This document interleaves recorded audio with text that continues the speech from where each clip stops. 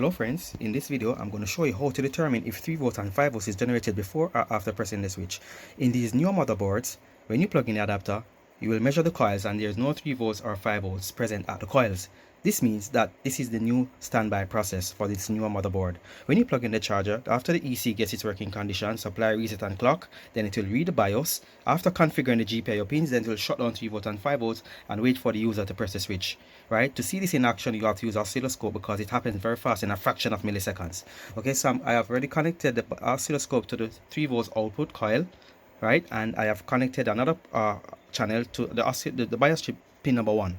Okay, so I'm going to give power now. So take a look at the oscilloscope. I'm going to give power. As you can see, the 3 volts is outputted, right? And then after, that's 20 milliseconds. See, I have 20 milliseconds. That's 20, 40, 60, 100, 120, 140. After 140 milliseconds, then it's powered down. So the EC reads the BIOS. So 3 volts is outputted from here, which is 20, 40, 60. After 60 milliseconds, the BIOS will be read. The EC reads BIOS, and then after configures GPIO pins, it immediately shut down 3 volts and 5 volts and wait for the user to press the switch. So this is how you can know that the standby voltage is generated before or after pressing the switch.